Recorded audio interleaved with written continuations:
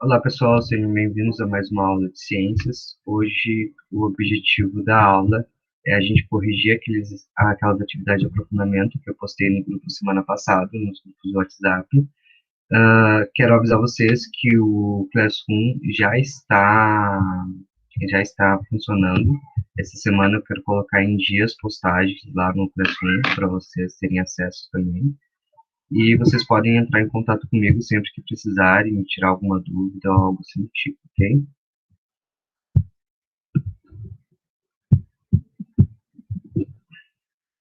Vou botar para apresentar minha tela.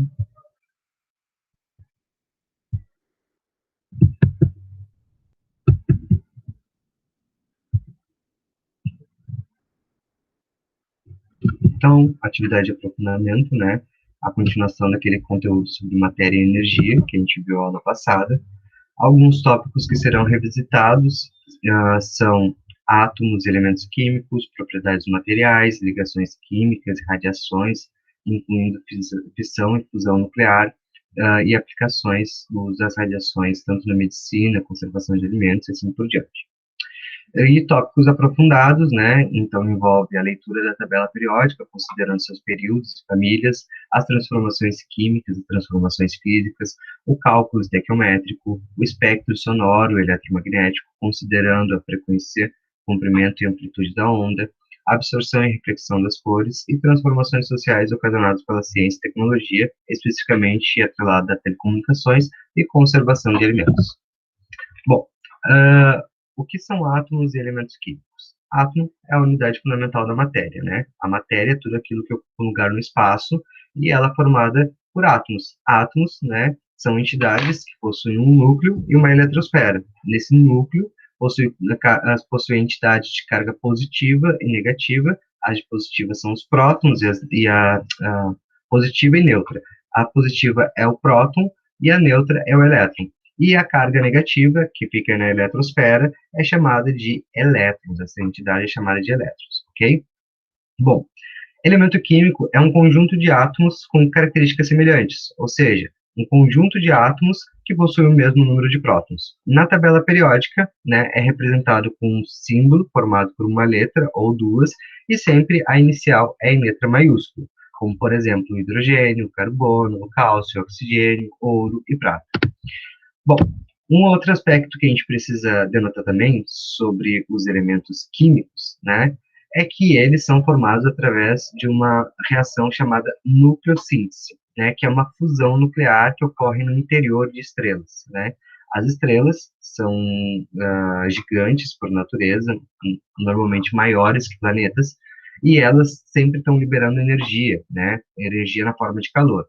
Normalmente essas estrelas são compostas de hidrogênio e hélio, né, que são os dois primeiros elementos químicos da tabela periódica, responsável por fundir esses núcleos e transformar e dar origem a outros elementos químicos como carbono. Bom, algumas propriedades gerais da matéria, dos materiais, é a inércia, a impermeabilidade, a compressibilidade, massa, volume, divisibilidade. E as propriedades específicas incluem duas categorias, que é as propriedades químicas e as propriedades físicas. Nas propriedades químicas, nós temos o combustível, que é a combustão, a oxidação e a acidez e a basicidade. Nas propriedades físicas, nós temos o ponto de ebulição, a densidade e a solubilidade. Nas propriedades gerais, nós podemos destacar ali que a inércia, ela é a tendência da matéria de manter o seu estado, se não for aplicada nenhuma força sobre ela, né? Ou seja, não gerar um movimento. A impermeabilidade, ela diz que dois corpos não ocupam o mesmo lugar no espaço ao mesmo tempo. Isso significa que existem regiões de espaçamento tanto entre as moléculas, tanto entre as partículas subatômicas. Então, existe um vácuo, um vazio aí, né? Em que afasta essas partículas, mesmo que em distâncias muito curtas. A compressibilidade, que é a capacidade da matéria de sofrer uma redução do seu volume decorrente ao aumento de pressão. Ou seja, por exemplo, né, quando nós temos uma panela de pressão com água fervendo dentro, a panela estava vedada, a água, quando chega na sua temperatura de ebulição, que é a passagem do seu estado líquido para o estado gasoso, o que vai acontecer? O gás vai ser liberado, ele vai bater nas paredes da panela, né, que está vedada, e, consecutivamente, ele vai ser comprimido, né? Então, ele vai sofrer uma compressibilidade. Quando esse gás sofrer uma compressibilidade, né, ele vai diminuir o seu volume novamente e vai se transformar provavelmente em líquido, né, porque essas partículas vão acabar se juntando novamente, nessas partículas de água, e dando origem, então, a um estado de condensação, ou liquefação, né, uma transição entre o estado gasoso para o estado líquido. A massa é a quantidade de partículas da matéria em um corpo, né, ou, mais precisamente, a soma entre prótons e nêutrons num elemento químico, que é as entidades que possuem massa. O elétron, ele possui uma massa discreta, que é denotado por 1 dividido por 1836, né? Enquanto a massa discreta do próton e do nêutron é de 1. E o próton, ele possui carga positiva por causa do seu fenômeno elétrico, e o nêutron, ele não possui carga nenhuma, né? Carga nenhuma. Bom, a combustão, ela quer dizer a capacidade de reagir com um gás de oxigênio, liberando energia na forma de calor, né? A oxidação é a capacidade de reagir com outras substâncias e retirar elétrons de suas moléculas. Ou seja, isso quer dizer que numa ligação iônica, por exemplo, nós temos uma reação de oxidação, porque eu tenho elétrons sendo doados e elétrons sendo recebidos. Então, há uma transição de elétrons aí. Agora, a acidez e basicidade, ela tá associada a um grupo funcional, né? Um grupo funcional é um conjunto de moléculas que possuem características semelhantes entre si. Por exemplo, os ácidos e as bases. Ácidos normalmente liberam em meio aquoso um cátion de hidrogênio, enquanto a base, normalmente em meio aquoso, ela libera um ânion de hidroxila, ou seja, de OH, né, o oxigênio e hidrogênio juntos. Bom, essas duas funções químicas, elas possuem também outras propriedades diferentes uma da outra, que é o sabor. Enquanto o ácido, ele tem um sabor mais azedo, a base, ela tem um sabor mais adstringente. Uma banana, por exemplo, ela é uma base fraca, ela tem um sabor adstringente, esse sabor meio adocicado, que deixa a língua meio seca, sabe? Meio meio áspera, assim, isso seria um sabor meio adstringente, ok? Bom, dentre outras características que a gente pode citar, nas gerais, por exemplo, a gente tem a divisibilidade, que ela diz que a matéria, ela pode ser dividida em partes infinitamente pequenas, sem perder a sua composição química. Ou seja, se eu tenho uma molécula, né, produzindo um vidro, que é o dióxido de silício, por exemplo, né, quando é superaquecido, e ele quebra.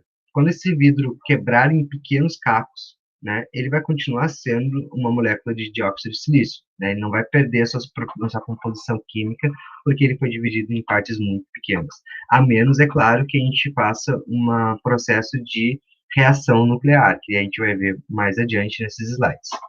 Bom, a temperatura de ebulição eu já falei, né, que é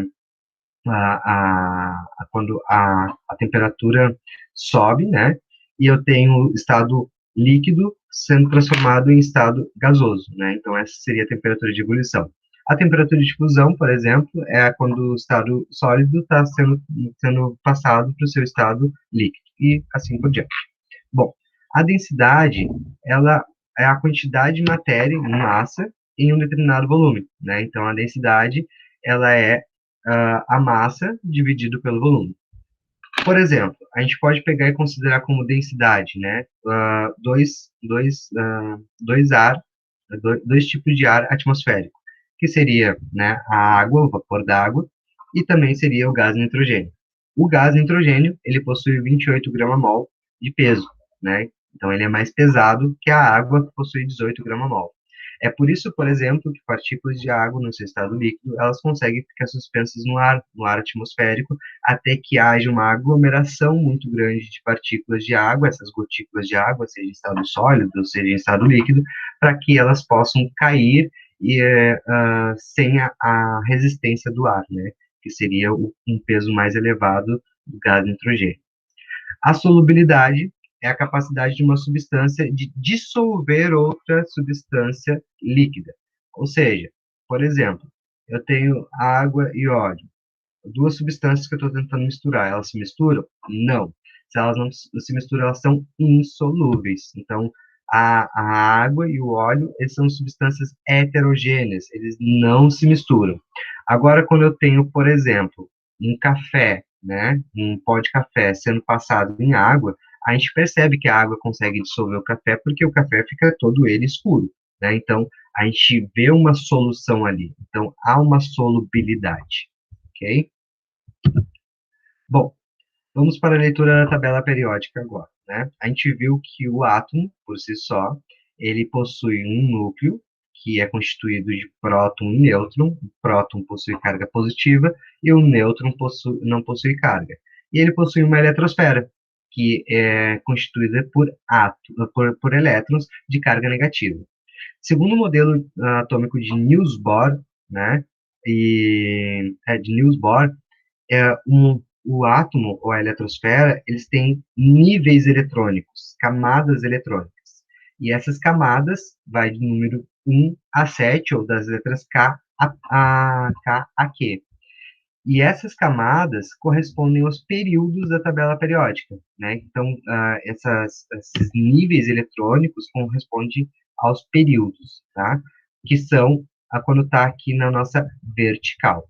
Agora, os grupos da tabela periódica correspondem às famílias, que correspondem, né, a características semelhantes entre os elementos químicos pertencentes àquela classe ali. Então, nós temos os grupos representativos, que são os grupos A, e os grupos não representativos, que são os grupos B, que são os metais de transição, certo? Dentre esses grupos, nós podemos destacar os metais alcalinos, que é a família 1A, os alcalinos terrosos, que é a família 2A, a família do boro, que é a família 3A família do carbono, que é a família 4A, a família do hidrogênio, que é a família 5A família dos calcogênios, que é a família 6A, as famílias dos halogênios, que é a família 7A, e a família dos gases nobres, que é a família 0, ou família 18, ou 8A, certo? Depois nós temos os metais de transição interna, que são os lantanídeos e os actinídeos, né, que são outros elementos químicos maiores, mais pesados e com núcleo instável. E aqui nós temos, né, uma forma da gente fazer a distribuição eletrônica desses elementos químicos, tá? Que é chamada de diagrama de Linus-Pauling. O diagrama de Linus-Pauling, ele ajuda a compreender como funcionam as camadas eletrônicas, né, da eletrosfera, né, e como esses átomos estão em diferentes níveis de orbitação. Por exemplo, né, então eu tenho aqui os níveis, que são chamados de K, L, M, N, O, P, Q, e eu tenho os subníveis, que são chamados de S, P, D, F. Cada nível, ele comporta X subníveis, e cada subníveis, eles comportam X elétrons, ok? Então, o somatório do subnível de cada nível é a quantidade total de elétrons que comporta aquele nível. Por exemplo, o K. O K, ele só comporta o subnível S2. Então, ao total de elétrons que ele vai caber no K, vai ser 2. Agora, ali no L, né? O total é 8. Então, é o nível 2, ele vai ter 2S e 2P6, né? Então, 6 mais 8. Então, o subnível S, ele só comporta 2 elétrons. O subnível P, ele comporta 6 elétrons. O subnível D, ele comporta 10 elétrons. E o subnível F, 14 elétrons. Então, por exemplo, aqui no nível N, que é 32, então eu vou ter 4 mais 6, 8, mais 10, eu vou ter 18, mais 14, né? 4 mais 8, 12, vai 1 lá em cima, 32. Fechou? Bom, agora a gente vai tirar a prova real, como faz isso, como se lê na tabela periódica. Por exemplo, né? A gente aprendeu lá em algumas aulas sobre a camada de valência. A camada de valência é a camada mais externa, a camada mais distante em que um elétron pode estar no seu núcleo atômico, ok? Bom, lembrando de alguns princípios, né? Quando a gente tem a tabela periódica, nós temos aqui o símbolo atômico, nós temos a massa atômica, que é a prótons mais nêutrons, né? A massa atômica, a atomicidade. A distribuição eletrônica, às vezes já vem aqui do ladinho para a gente ver. E também nós temos aqui o número atômico, que é muito importante, que é a identidade do átomo. Quando nós temos os elementos representativos na tabela periódica, quer dizer que prótons, nêutrons e elétrons, ele possui um número igual. Então, se prótons é 26, os elétrons também serão 26. Então, a gente vai ver aqui, ó, no ferro, a distribuição eletrônica, tá? Ele tem 26 elétrons. Então, a gente vai fazer o seguinte, vamos seguir as setinhas aqui do subnível. 2, daí mais 6, 8, mais, desculpa, 2, mais 2, 4, mais 6, 10, mais 2, 12, certo? Daí, vou para onde agora? Vou aqui, ó, mais 3, né? Mais 6. 2, 4, 10, 12, 18, 20. Aqui eu tenho que fechar mais 6, vai sobrar 4 elétrons aqui na carga 3D, porque ele não tem mesmo, né? Vai ser, então, ali 6, 6 elétrons vai sobrar. Aqui é 4 elétrons vai sobrar, ok? Bom, agora eu tenho que perceber o seguinte, que aqui, ó, o nível mais elevado foi o nível 4, né? Quem é o nível 4? É o nível N, ok? Então, quer dizer que o ferro, tá? O subnível mais elevado, ali na camada de valência dele, ele tem 2 elétrons. Então, a tendência do ferro é doar elétrons, porque vai se transformar positivo, né? Por quê? Porque falta poucos elétrons, falta muitos elétrons para ele se estabilizar em 8, porque só tem 2, ok? A mesma coisa vale, por exemplo, para o sódio. O sódio, ele está aqui, ó, né, com 11 elétrons, e a gente vai fazer a distribuição eletrônica dele. Vamos lá. 2 mais 2, 4, mais 6, 10, e mais um aqui, ó, mais um, porque eu não preciso de 2 elétrons, né, para pegar e fechar. É só a distribuição dos elétrons do meu sódio mesmo. Então, 3s1. Então, aqui o subnível mais elevado é o terceiro nível, né, 3s1, e ele tem a tendência, então, de perder um elétron, ou seja, se transformar um cátion, né, para doar esse elétron. Bom, agora a gente vai conferir se o ferro e o sódio estão nas suas respectivas alinhamentos, né, verticais. Por exemplo, o sódio, ele precisa estar na família 3s1, né? Então, ele precisa ser da família 1A, porque a camada de valência dele é 1, e o ferro, ele precisa necessariamente estar lá no quarto período, mas não significa que ele estará na família 2A, porque o ferro, ele é um metal de transição, então ele não é um metal representativo, ok? Então, vamos aqui, ó. O sódio está no terceiro período, então tá ok. O ferro está aqui no quarto período, também tá ok. Fechou? Ah, então, professor, quer dizer que sempre que eu for fazer a distribuição eletrônica, os elementos químicos, eles vão estar nas suas respectivas famílias, de acordo com a camada de valência, de acordo com o seu período? Sim, a posição dele está associada ao seu período e camada de valência. Por exemplo, o rubídio, tá? Aqui, ó, o rubídio, certo? O rubídio, ele está aqui na família, no período 5s1. Então, a valência dele, a camada de valência dele é 1, certo? E o período é 5. Então, ele tem que estar lá na quinta posição da família 1A. 1, 2, 3, 4, 5. Rubídio, família 1A. Aqui está o rubídio. Fechou? Bom, um outro contexto que dá para a gente colocar aqui, tá? É que todos os elementos químicos que são elétron positivos, ou seja, família 1A, 2A e 3A, que é a família do boro, eles têm a tendência de doar elétrons, têm a tendência de formar cargas positivas, eles têm a tendência a ser cátions. E todos aqueles que são eletronegativos, como nitrogênio, oxigênio e flúor, eles têm a tendência de ser eletronegativos e de formar ânions, de receber elétrons, ok? Bom, vamos lá então. Um outro aspecto que a gente pode denotar aqui, e já introduzir um pouco pequenas noções sobre estequiometria, que seria um cálculo bem simples utilizado na química para a gente comprovar a lei de Lavoisier e Proust, que nada na natureza se perde, tudo se transforma, é a seguinte, né? Um mol, ele equivale à massa molar, um grama mol, certo? Então, quer dizer que uma molécula de dióxido de carbono é composta de um átomo de carbono e dois átomos de oxigênio, né?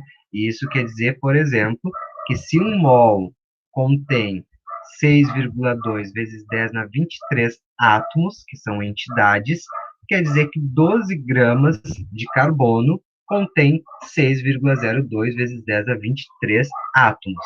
E o mesmo quer dizer que 16 gramas de oxigênio equivale a 6,2 vezes 0,2 vezes 10 na 23.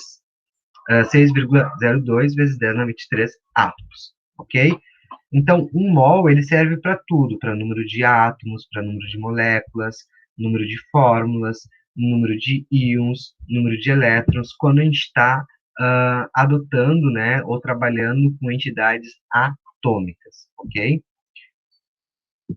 E aqui nós temos também, quando a gente se trata de um gás, né, em que a gente tem que medir ele por volume, né, então litros por mol, a gente considera que um mol ele equivale a 22,4 litros em temperatura ambiente, sobre uma pressão atmosférica, ou seja, né, essa pressão que a gente tem normal.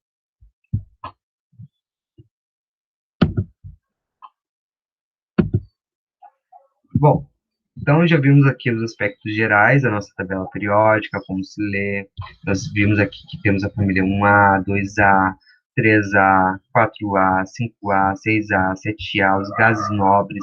Eles são chamados de gases nobres porque eles não precisam de outro elemento químico para se estabilizar, ao contrário dos demais elementos químicos, que eles formam ligações químicas para formar determinados materiais, que é o que a gente vai ver agora.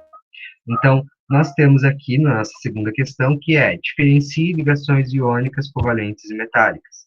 Então, uma ligação iônica, ela ocorre transferência de elétrons. Então, ela ocorre entre um metal ou hidrogênio, semimetal e ametal. Então, quem são?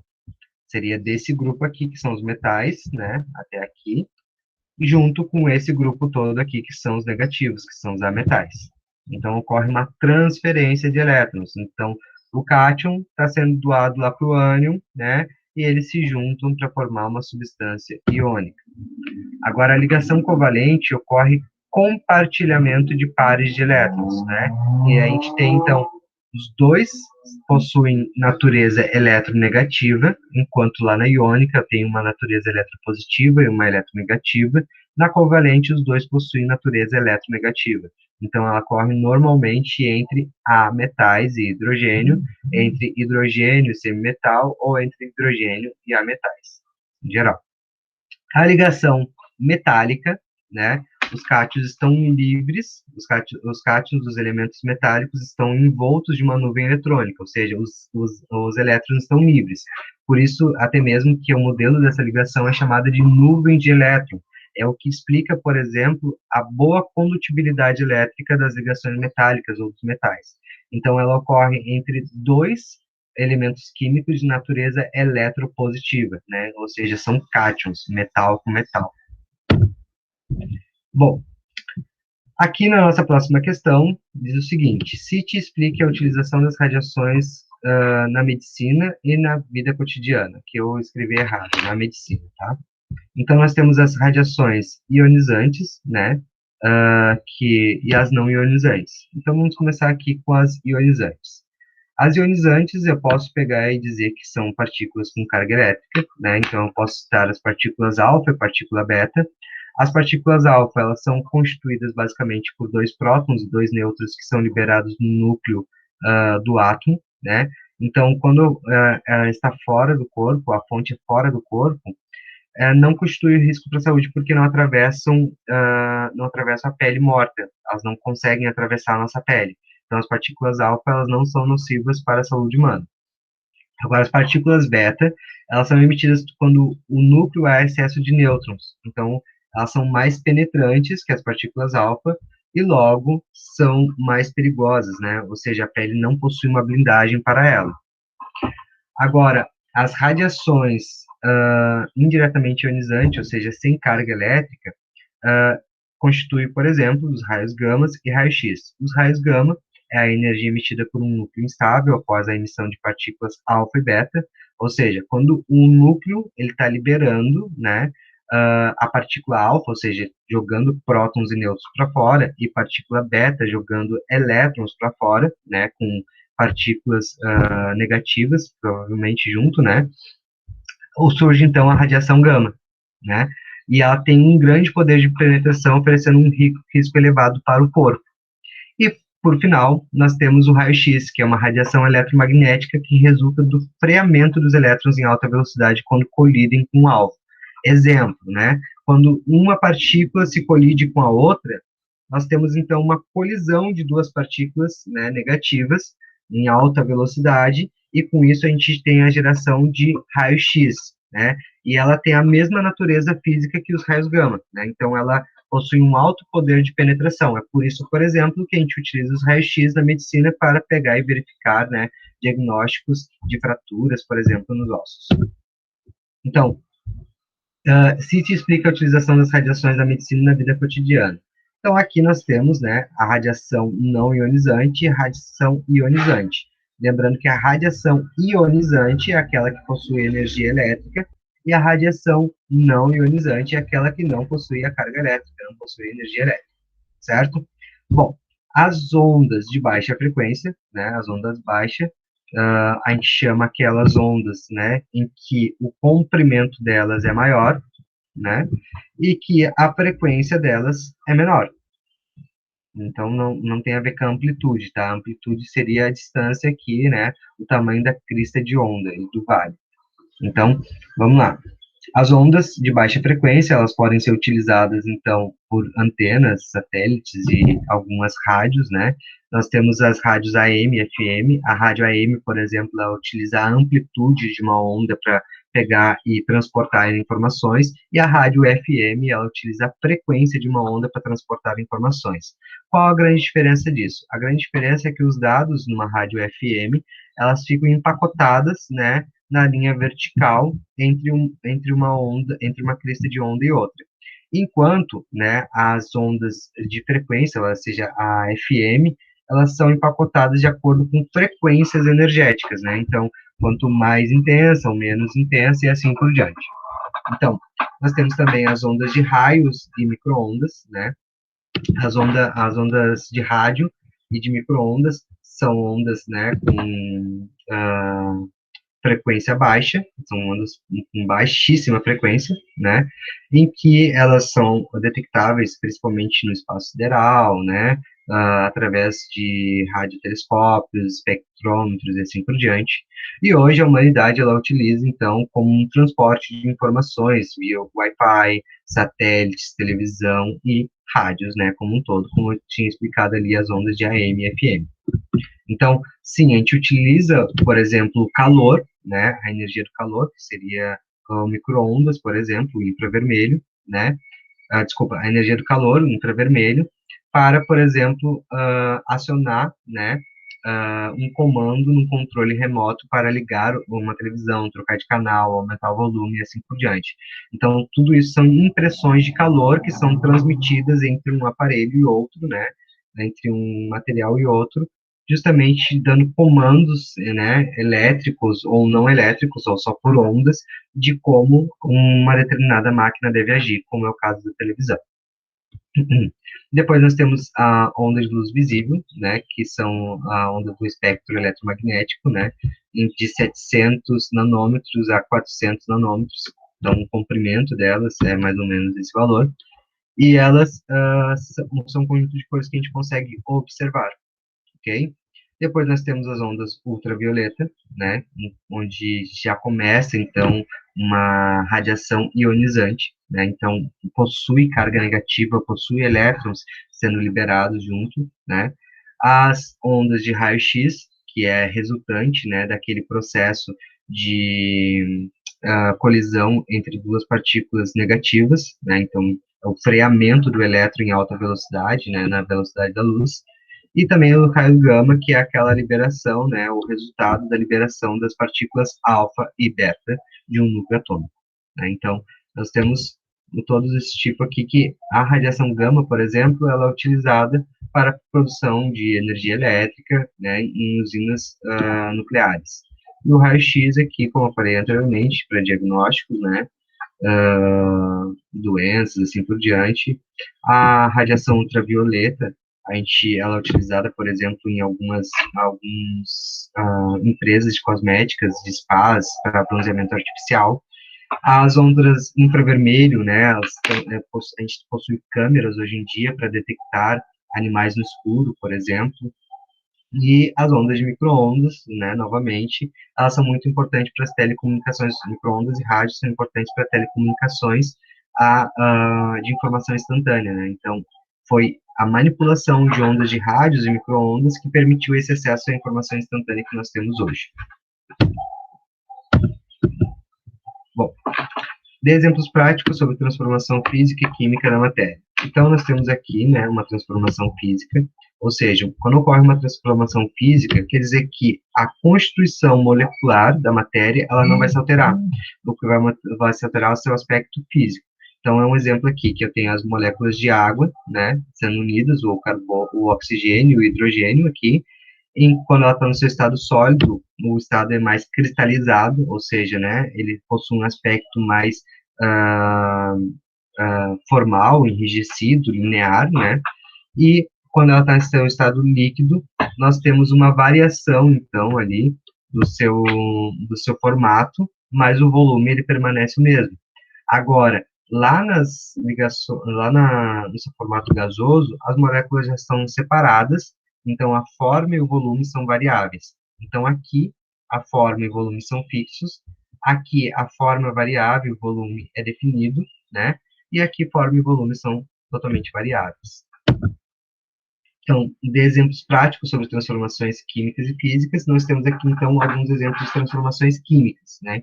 Então, quando ocorre uma transformação física, né, a natureza química da matéria, ela não muda. O que muda é a sua natureza física, seja a solubilidade, seja a densidade, seja o seu aspecto, se é sólido, líquido, gasoso ou plasma e assim por diante. Agora, quando ocorre uma transformação química, normalmente ocorre uma mudança de cor, como no caso da ferrugem, uma formação de chama, como é o caso da combustão, uma variação de temperatura, como é o caso de reações endotérmicas e exotérmicas, que a gente verá mais a seguir, a liberação de um gás, né, quando a gente, por exemplo, coloca um sorrisal na água e ele borbulha, né, e libera um pequeno gás, a formação de um sólido, né, quando ocorre alguma precipitação numa reação química, e também a liberação de cheiro, quando a gente está assando alguma coisa, como um frango, um pão, por exemplo. Bom, mas o que é energia e a matéria? Como a espécie humana é capaz de manipular a realidade através da matéria e energia? Bom, nós temos aqui, então, a matéria, né, que ela é tudo aquilo que ocupa um lugar no espaço e possui massa e volume, enquanto a energia é a capacidade de um corpo ou objeto de realizar trabalho. Então, trabalho, né, considera-se a força e o deslocamento de uma entidade em movimento, ou de uma partícula em movimento. Então, nós temos o nível mais baixo de energia e o nível mais alto de energia. No universo, nós temos a primeira e a segunda lei da termodinâmica, né, que é muito parecida com a lei da conservação de massa de Lavoisier e Proust, que diz que a energia, ela também não pode ser destruída e só pode ser transformada, certo? Então, a energia, ela possui seus estados mais baixos e mais altos, né, de vibração, né, ou seja, de calor. E isso a gente chama de entropia. A entropia seria a forma de energia desagregada, a forma de energia caótica, ou a liberação de energia de um sistema.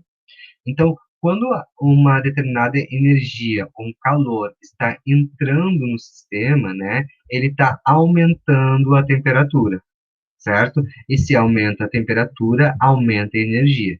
Se aumenta a energia, aumenta o calor, aumenta o estado de desagregação da matéria, ou seja, aumenta o estado desordenado da matéria.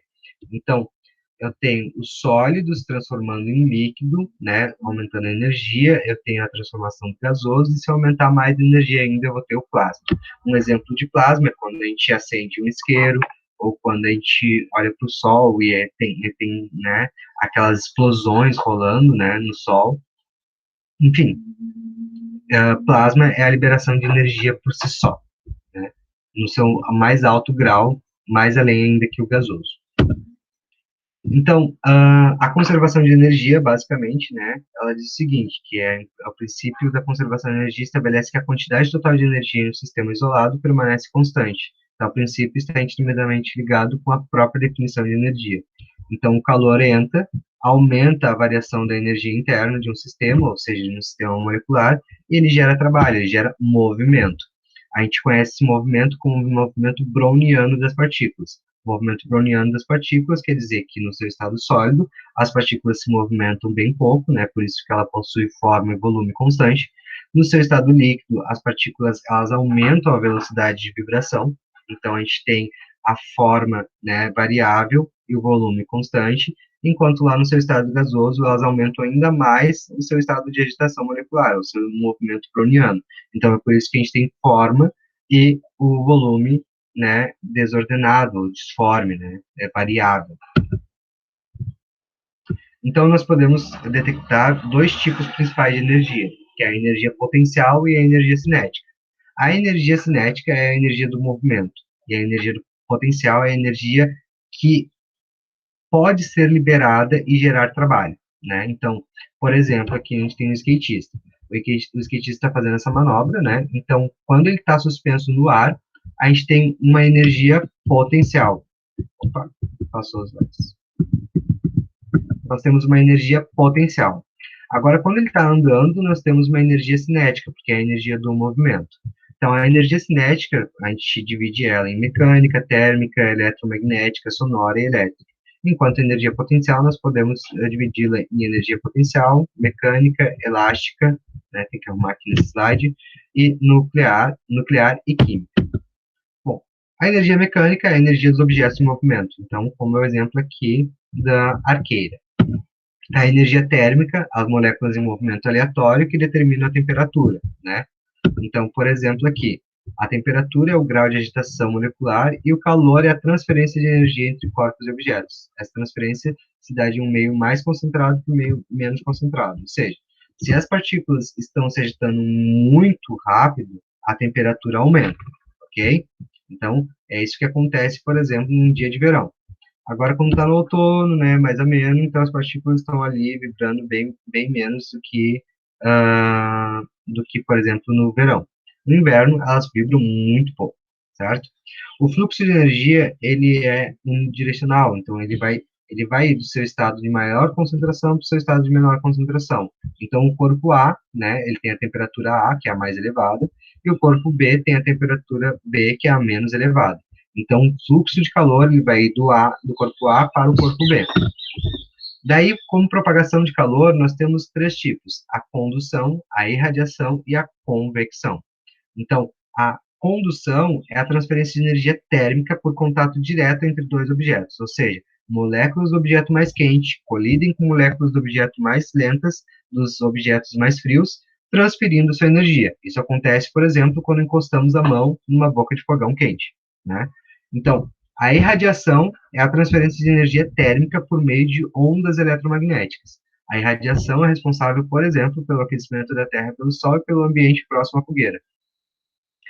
A convecção é a transferência de energia térmica por meio de um fluido, como ar ou água. O ar, na sua casa, se movimenta por correntes de convecção. Em um lugar frio, o ar do aquecedor do ambiente sobe, esfria e desce, de volta para o chão. Você pode melhorar a circulação do ar, né, por convecção, utilizando um ventilador de teto, por exemplo. Então, um ventilador de teto, né, como o ar frio ele é mais pesado, então ele tende a descer, né, então vai ficar mais fresco, por exemplo, no seu quarto se usar um ventilador no teto. Então, aqui uma imagem para representar esses três tipos, né, de propagação de calor: a condução, então, o contato direto, né, entre os objetos, entre os materiais. Então, eu tenho aqui a mão, que é a temperatura mais baixa, e a panela, que é a temperatura mais alta.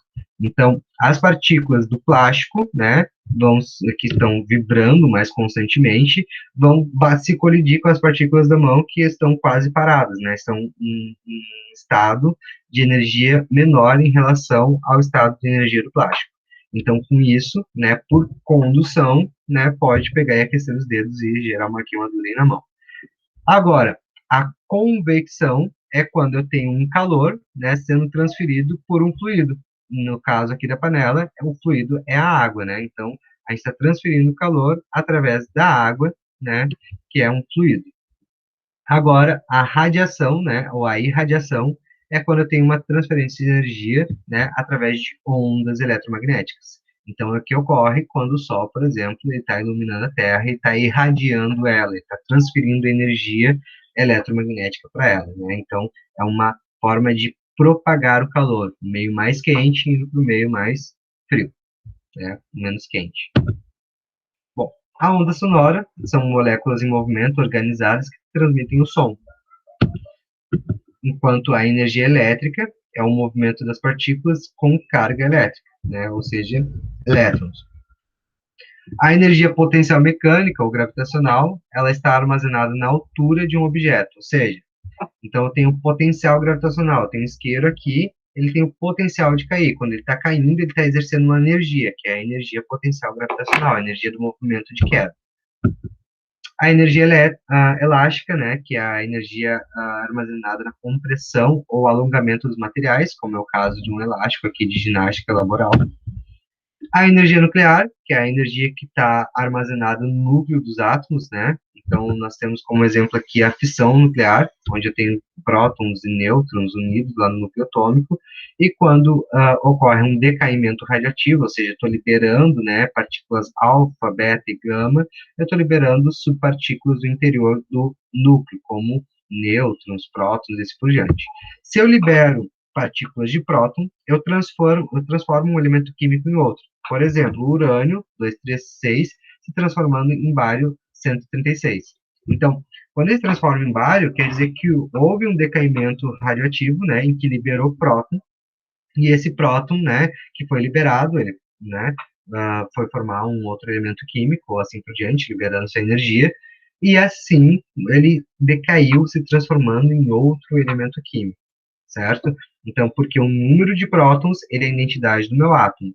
Se muda o número de prótons, muda o elemento químico. É a identidade do elemento químico, desculpa. Se muda o número de prótons, muda o elemento químico. Bom, aqui nós temos, por exemplo, né, a fusão nuclear. Nós temos três isótopos principais de hidrogênio, que é o prótio, o deutério e o tritio. Né? O prótion, ele é formado de um próton e um nêutron, que é o elemento químico da tabela periódica. O deutério, ele é formado por um nêutron, desculpa, o próton ele não está na tabela periódica, ele é só formado por próton e elétron, ele não tem nêutron. O deutério é o que está na tabela periódica, ele é formado por um próton, um nêutron e um elétron. E o tritio, ele é formado por dois nêutrons e um próton, então ele é mais instável, né, em relação ao deutério. Então, o que ocorre? Quando eu tenho ali um deutério reagindo com um tritio, né, no interior das estrelas, por exemplo, né, que é a chamada a reação de nucleossíntese, né, ou nucleossíntese estelar, eu tenho, então, três prótons, né, interagindo com três nêutrons reagindo com dois prótons, né? Essa reação vai gerar uma liberação de energia em forma de radiação, né? A liberação de nêutrons e, consecutivamente, vai formar, então, ali um outro elemento químico, que é o hélio. Então, eu estou juntando dois prótons, né, ou dois hidrogênios para formar um outro elemento químico, que é chamado hélio. A energia química, né, é a energia que está armazenada nas ligações químicas antes de uma ligação ser quebrada. A energia química armazenada na ligação é uma forma de energia potencial, uma vez que rompida a ligação, a energia química é liberada. Alimentos, óleo, gasolina, lenha, carvão são exemplos de fonte de energia química. Todos os combustíveis possuem energia química armazenada em suas ligações. Então, o alimento, né, ele também é uma forma de combustível, combustível para máquinas biológicas como nós, seres humanos. Aqui eu tenho um quadro, né, um esquema de conversões de energia. Por exemplo, a energia térmica, né, sendo convertida em energia química através da fotossíntese. Então, a energia térmica, que é a radiação solar, né, ela excita as clorofilas, que vão fazer que elas absorvam dióxido de carbono da atmosfera, somado com a energia, né, e água, e vão formar uma molécula chamada glicose, que é essencial para os ecossistemas, que a gente já vai ver daqui um pouco mais. Nós temos também, né, a energia química sendo transformada em energia térmica, como é o caso da quimioluminescência de alguns animais, né, marinhos, principalmente, como os zooplânctons, que conseguem brilhar no escuro, ok? Depois nós temos aqui a energia, né, a energia química sendo transformada em energia mecânica, como é o caso que os nossos músculos fazem, né? Ou seja, um músculo, né? Ele está transformando a energia dos elementos químicos, a energia química, né? Em energia mecânica através do movimento. Daí nós temos, por exemplo, a energia mecânica sendo transformada em energia elétrica através de um motor elétrico, um dínamo, um alternador, e assim por diante. Ok? Bom, nós temos também aqui a eficiência energética, né? A eficiência energética é uma atividade que procura melhorar o uso das fontes de energia. A utilização racional de energia, às vezes chamada simplesmente de eficiência energética, consiste em usar de modo eficiente a energia para se obter um determinado resultado. Como, por exemplo, né, a fabricação de lâmpadas incandescentes, eletrônicas e de LED. Então, nós temos aqui alguns tipos, né, onde nós temos a potência de cada uma, né, em watts, e a durabilidade delas. O que diferencia, né? A lâmpada incandescente, ela precisa transformar a energia elétrica em uma energia térmica, né? Diferente de uma lâmpada LED, que ela transforma a energia elétrica em energia térmica, entretanto, ela vai utilizar refletores para para não precisar de tanta energia para fazer o mesmo tipo de iluminação que uma lâmpada incandescente. Então, eu utilizo pequenos espelhos, né, para refletir essa energia elétrica. Então, eu utilizo menos energia para produzir a mesma quantidade de luminosidade. Então, quando eu estou comparando, né, uma lâmpada incandescente com uma lâmpada LED, eu tenho que levar em consideração esse aspecto, né? Então, que eu tenho um filamento, por exemplo, ali numa lâmpada incandescente, esse filamento ele vai se desgastar, né, porque é uma energia térmica, ou também, por exemplo, uma lâmpada elétrica, que eu tenho uma lâmpada eletrônica, que é aquelas lâmpadas fluorescentes, né? Então, eu tenho ali um filamento, um fio, que vai gerar, né, uma cadeia de reações químicas entre os elétrons e vai fazer com que gere a luminosidade, ok? Mas, né, a atitude de partida, a eficiência energética em relação aos tipos de lâmpada, seria basicamente que a gente utiliza refletores, ou seja, técnicas, né, para diminuir a energia consumida e aumentar, né, a luminosidade, ou seja, a gente utiliza a mesma fonte de luminosidade, ou até melhor, né, com menos energia, né, com equipamentos um pouquinho a mais ali para gerar essa reflexão. Algumas fontes de energia, a gente pode citar aqui as hidrelétricas, a energia eólica, a energia solar, a maremotriz, que é a energia das marés, a ondomotriz, que é a energia das ondas, a geotérmica, que utiliza o calor da própria terra, né, para poder produzir energia elétrica, e também a biomassa, né, a energia dos resíduos de animais, né, liberação de gases como metano, por exemplo, podem ser utilizados para fabricação de energia elétrica ou combustível e assim por diante. Bom, o ser humano, né, a evolução dele está associada à manipulação da matéria e energia, né? Então, tudo começou com 4 grandes revoluções, como denotado pelo historiador Yuval Harari, que é um grande historiador na área da espécie humana, né, em que ele uh, reconstrói a história da humanidade através de uma perspectiva biológica. Então, ele diz que há na espécie humana, né, há na história da humanidade 4 tipos de revolução, que é a revolução cognitiva, agrícola, científica e industrial.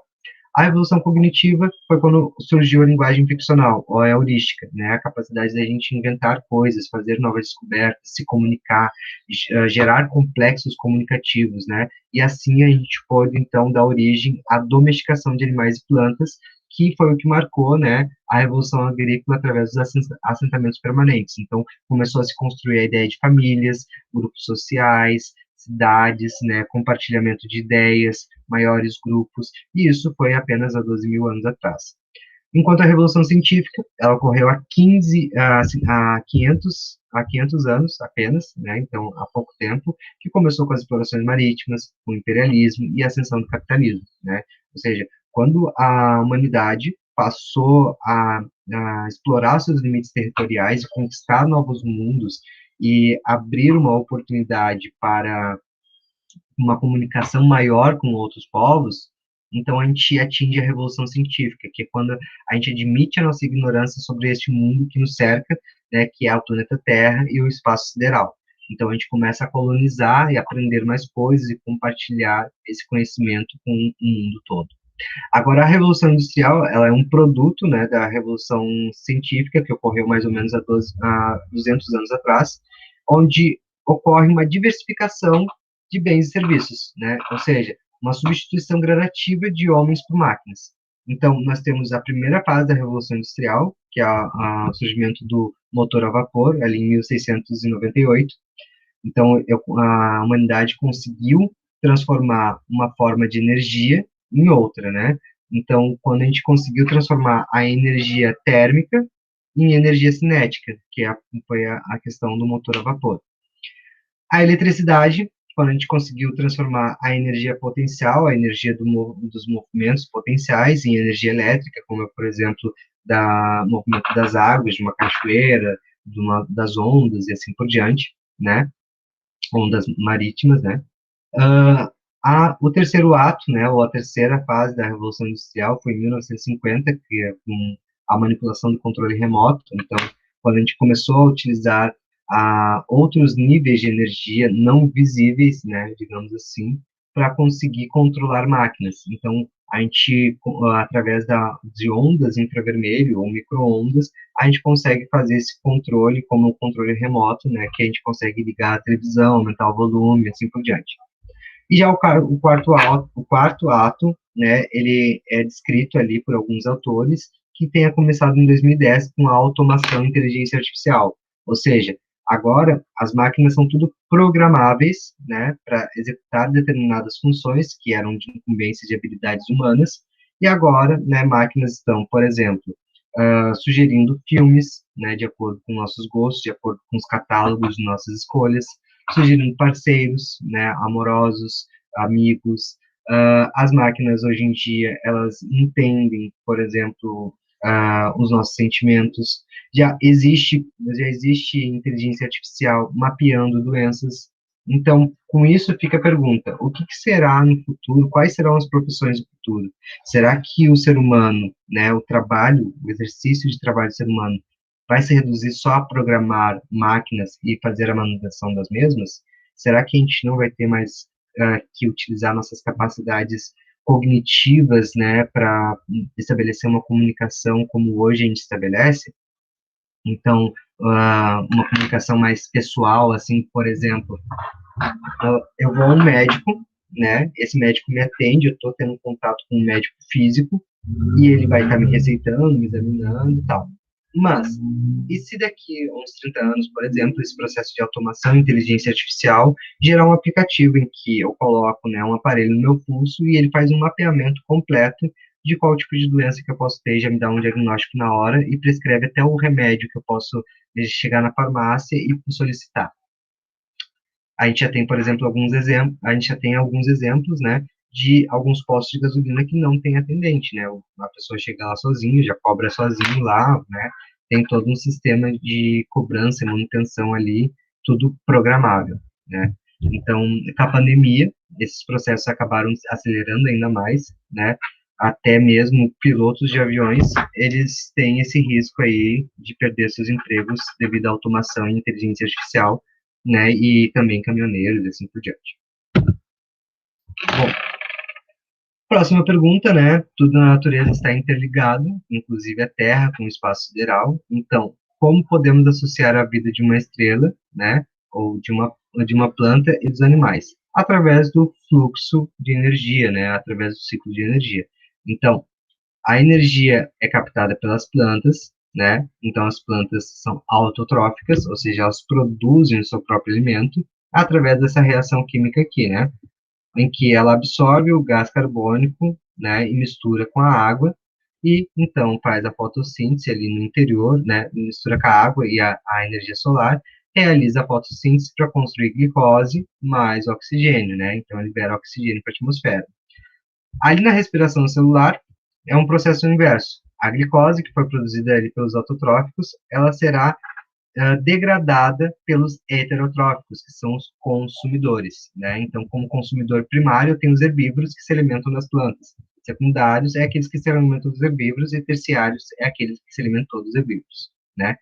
Então, a gente tem aqui a glicose, né, reagindo com oxigênio, então a gente tem um processo aqui de oxidação, né? Então, a função ali, uma propriedade, né, uma reação química de oxidação, que ocorre na respiração celular, e ela libera o dióxido de carbono mais água para a atmosfera. E assim a gente se mantém no fluxo entre dióxido de carbono e o oxigênio, né, entre autotróficos e heterotróficos. Eis então agora um grande problema, né? Então o ser humano, por ele utilizar bastante combustíveis fósseis, como a gasolina, né, derivada do petróleo, a gente libera uma quantidade de dióxido de carbono muito maior do que a gente deveria liberar, e a gente não tem tantos organismos fotossintetizantes para assimilar tudo isso de carbono atualmente, o que acaba, né, comprimindo, né, lembrando, né, que os gases eles têm a capacidade de expansão e retração. Então, se eu estou liberando muito dióxido de carbono na atmosfera, consecutivamente o dióxido de carbono, uma hora ou outra, ele vai comprimir, né, a quantidade de oxigênio. Então, ele vai diminuir a quantidade de oxigênio, né, disponível na atmosfera. Além disso, ele tem a capacidade aí de gerar um efeito estufa, causar doenças, né, provocadas ali pela poluição atmosférica e assim por diante. Bom, o fluxo da energia nos ecossistemas, ele é unidirecional, pessoal. Então, sempre a gente vai ver ali a energia, né, que chega, né, que é captada pelas plantas ou por algas ou qualquer outro organismo que faz fotossíntese, que seja autotrófico, ela vai se dispersar até o nível mais baixo, né, do ecossistema, que seria os consumidores na pirâmide alimentar, ali no topo da cadeia alimentar. O ser humano, por exemplo, se alimenta de tudo. Então, ele seria ali um consumidor terciário, né, secundário ou terciário, ok? Bom, o que é um espectro sonoro e eletromagnetismo? Os órgãos sensoriais humanos são capazes de captar toda a amplitude e frequência de ondas ou perceber a presença de todos os tipos de partículas? Outros animais conseguem ver e ouvir além do que os humanos conseguem? Se não, se não vemos e nem sentimos, como sabemos que existe? Vamos lá, então. Aqui na aula passada, né, então aprofundando um pouco mais, a gente viu que o espectro sonoro, ele é dividido basicamente em infrassom, ultrassom e sons audíveis. Os sons audíveis são aqueles, né, que podem ser captados pelos órgãos sensoriais humanos, principalmente a orelha, né, em que vão de 20 Hz a 20 mil Hz. Né? Então, acima de 500 mil Hz, por exemplo, já começam a ser sons desagradáveis, sons que incomodam a orelha humana, que incomodam os órgãos sensoriais humanos. Agora, uma aranha, por exemplo, ela consegue perceber um infrassom, né? Os sons abaixo de 20 Hz. E um morcego, ele consegue perceber sons acima de 20 mil Hz, né? Que são os ultrassons. Então, aqui nós temos uma planilha mostrando também o espectro, né? Da eletromagnético, os seus comprimentos de onda, né? A escala de comprimento de onda e assim por diante. Então, nós temos aqui, por exemplo, né, o comprimento de onda, né, de uma onda de rádio, é mais ou menos parecido com um dos prédios, ok? E a frequência dela é baixa. Então, ela tem uma frequência relativamente baixa quando comparada às outras ondas. Como é que eu sei que a frequência dela é baixa? Porque ela aqui está em 10 na 4, ó, o algoritmo dela é 10 na 4. Enquanto, por exemplo, aqui, ó, de raios gamas, né, nós temos 10 na 20, tá? Então, o comprimento de onda, né, lembrando que quanto maior o comprimento de onda, menor vai ser a frequência. Então, quanto menor a frequência, né, quanto maior o comprimento de onda, menor vai ser a frequência. Então, ondas de rádio, então, na escala de comparação, né, nós temos a escala de prédios, então, a escala de comprimento. As ondas de micro-ondas, né, ela tem uma escala ali, então, de comparamento da amplitude, do comprimento dela, seria uma pessoa, né. Micro-ondas, nós já temos aqui, a rádio, desculpa, prédios e pessoas. Micro-ondas seriam borboletas, né. Infravermelho, nós já temos a ponta de uma agulha, como comparação. Já na luz visível, nós temos as células, né, a gente consegue enxergar as células, né, na luz visível. Nós temos também ali na infravermelha as moléculas, né, o tamanho de redução. Os raios-x seriam na frequência dos átomos e os raios gama seriam na frequência de nucleotídeos, né, ou de núcleos atômicos, assim por diante, nucleosos. Certo? Então, aqui nós temos, né, a visão humana e a visão de uma cobra, por exemplo. Então, os animais, eles possuem alguns, né, os pombos, por exemplo, eles possuem uma visão mais refinada do que a espécie humana, então conseguem enxergar muito melhor que a gente. Inclusive, por exemplo, algumas espécies de aves conseguem enxergar o campo magnético e também conseguem ter uma visão mais focada, por exemplo, enxergar a, a quase 20 quilômetros ali de altitude um rato que está no meio terrestre, né? Então, eles conseguem fazer isso. E aqui a visão de uma cobra, por exemplo, é porque ela enxerga mais o infravermelho, ou seja, ela tem um sensor de calor, né, na sua visão, no seu órgão que projeta a visão, a imagem. Então, aqui uma outra coisa legal sobre a luz, nós temos aqui os comprimentos de onda, né, que são medidos em nanômetros, né, então o comprimento de onda é a distância em que tem um vale e outro, ou, né, o comprimento total. De novo, nós temos aqui as ondas de rádio, as microondas, infravermelho, ultravioleta, raio-x e raios gama. Nas ondas de luz visível, nós temos basicamente 7 cores, que são o nosso espectro, né, que a gente consegue ver, que vai do vermelho ao azul. O vermelho, ele é um comprimento de onda mais longo, e o azul é o comprimento de onda mais curto, certo?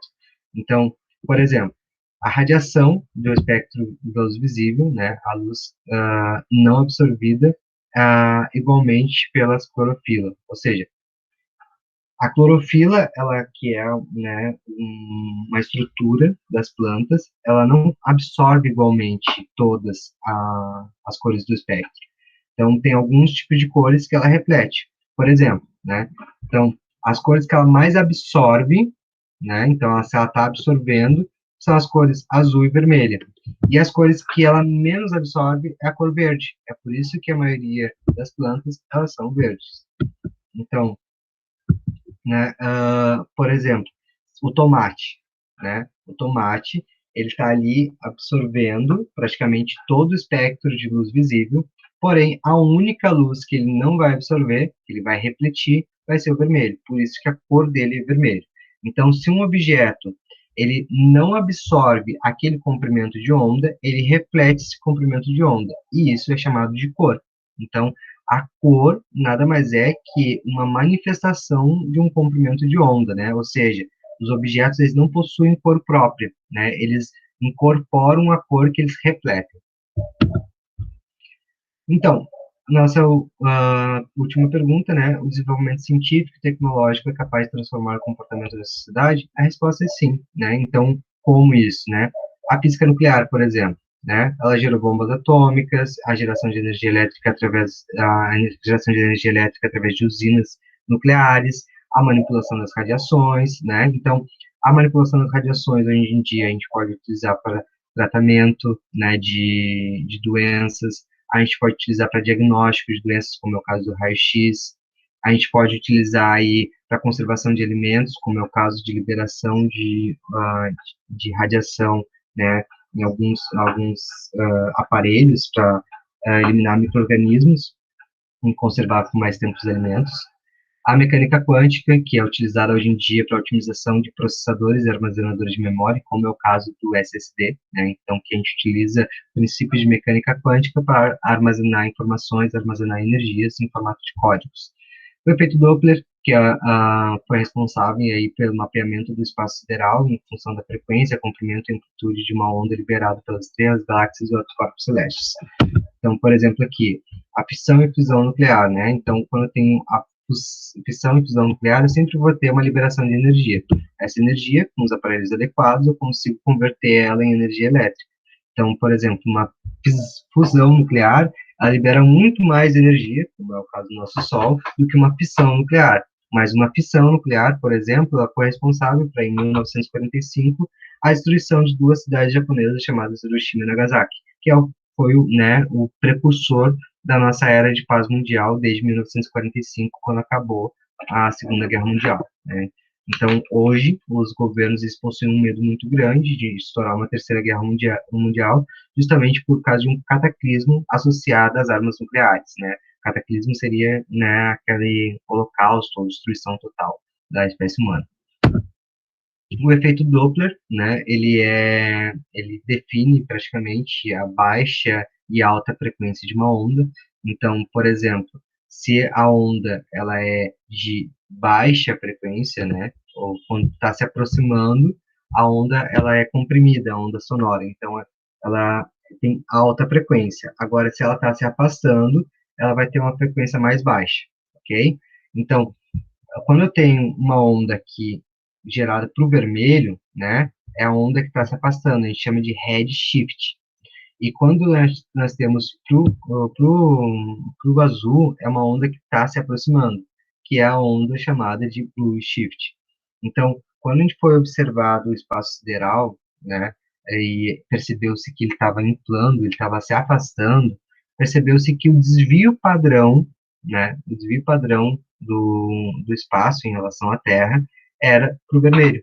Então, isso significa que o nosso espaço está se expandindo, o espaço sideral está se expandindo, está, né, gerando uma determinada expansão.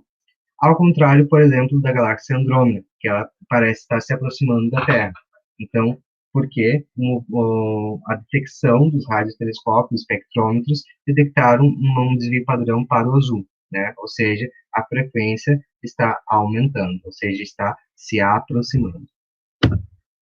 Então, né, graças à manipulação da energia, né, e desses conhecimentos, tanto em física atômica, atomística, quanto mecânica quântica, quanto essa parte do efeito Doppler, né, de visualização do espaço sideral, a gente consegue hoje em dia manipular informações em tudo quanto é tipo de lugar. Né? Então, através das radiações, através do espectro eletromagnético, através da compactação da energia, ou codificação da energia, né, e transformação de dados e assim por diante.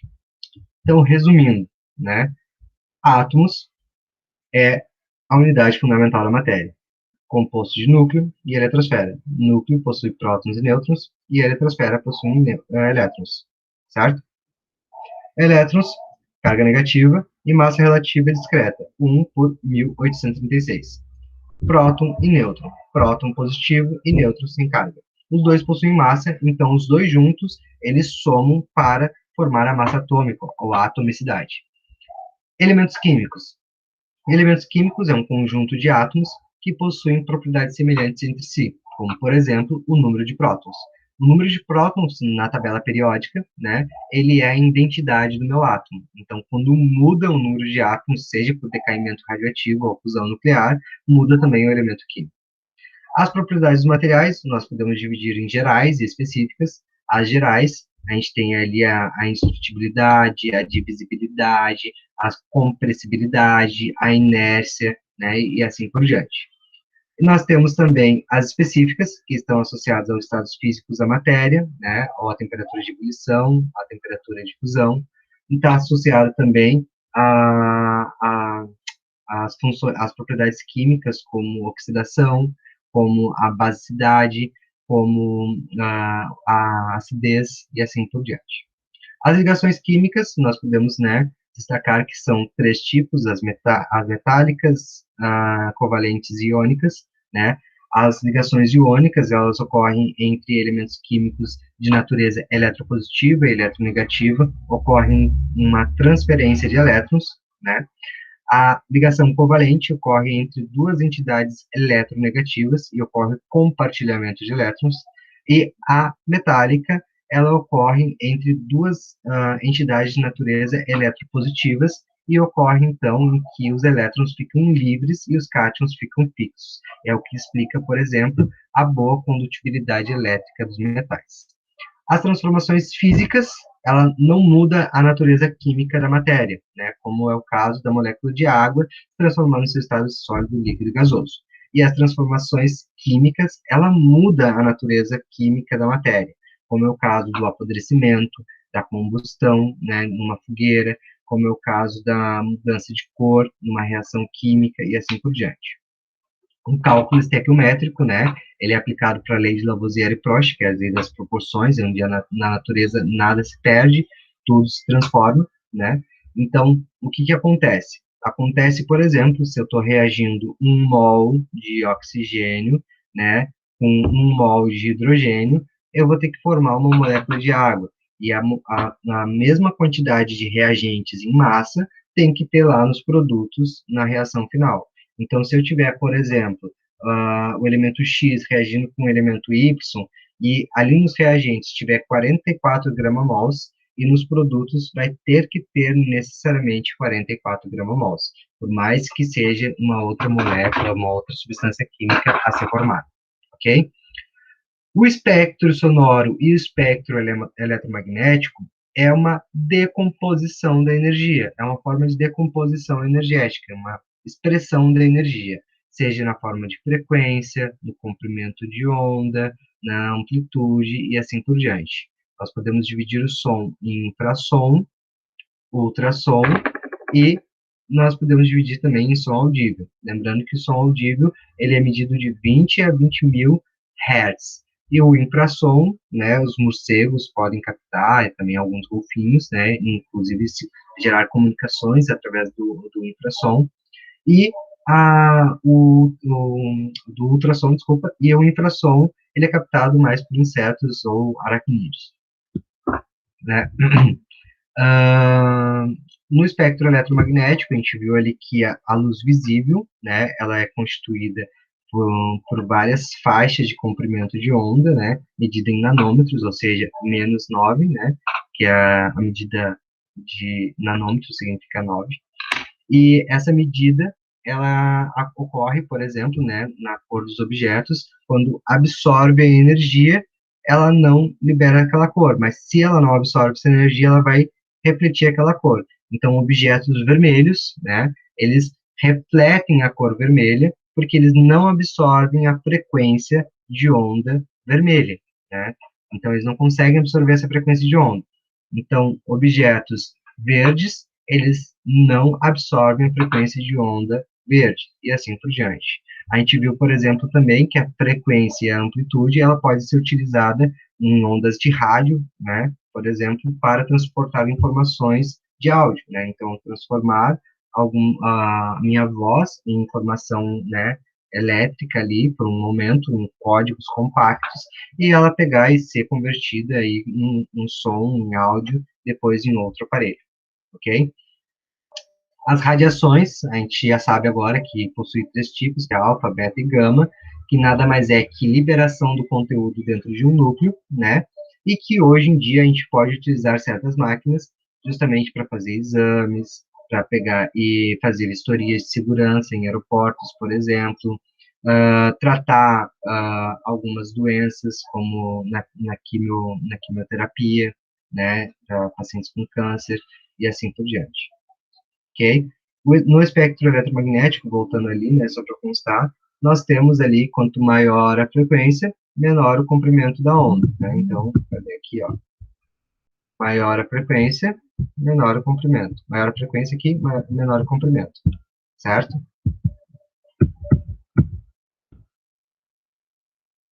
O que mais que a gente pode destacar aqui? Nós temos aqui a absorção e reflexão das cores, né? Então, já tinha explicado anteriormente, se eu estou absorvendo uma faixa, uma banda ali de cor, né? Uma frequência de cor, se eu absorvo ela, né?